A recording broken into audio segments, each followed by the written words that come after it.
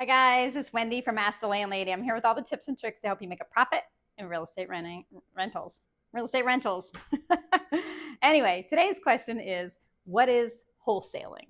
Okay, this is another tips and trick thing about actually obtaining a property to rent out. A lot of times people are asking me, how do I find good investment properties? They're so hard to find. The market is terrible right now. There's no deals, da da da da.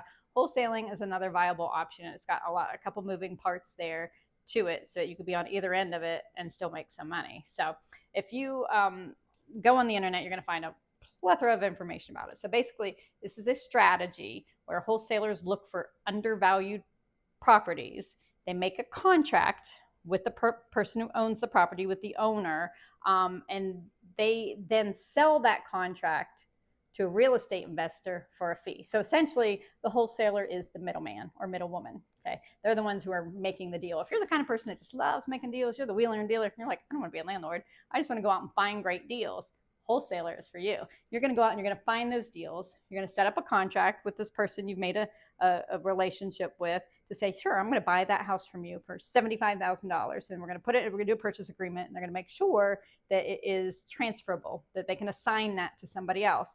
At the same time, that wholesaler is talking to real estate investors. I'm going to have a house coming up. That you can buy that from me, and it'll be the $75,000 plus the fee that the wholesaler takes for bringing you that deal, right? They're going to make a couple thousand off that, anywhere from 10% to 30%, whatever they've negotiated up front. So there's some moving parts there. Now, that being said, if you are the kind of person who's that wheeler and dealer and you like the wholesaler, like, that's for me, be prepared that sometimes you may make the deal and then you may have to buy that place and sit on it for a month or two till your real estate investor gets the money together. You may end up as a unwitting landlord or landlady, or have this property for a bit before you can turn it over. That is your risk that you're taking there. So it really works best with all the moving parts aligning if you have this stable of ready and willing investors that you're talking to the whole time that you're wheeling and dealing over here, and then you're matching. You're a matchmaker, right? You find the property and you put it with the real estate investor and watch them walk down the aisle together. It's beautiful.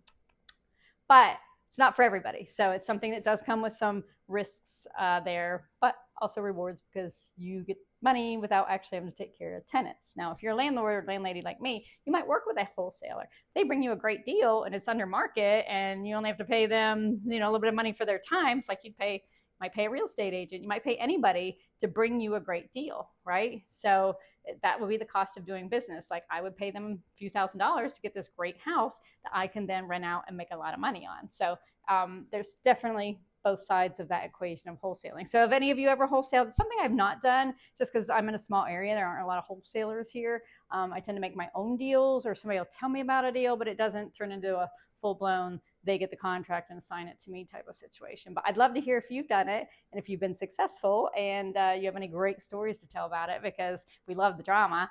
And we also like to celebrate each other, because it's not always easy being a landlord or landlady or real estate investor. So it's all good if we can learn from each other. So thanks. Check out my books on Amazon, as always. Another one here. Never buy timeshare, just to throw that in there. So have a great day.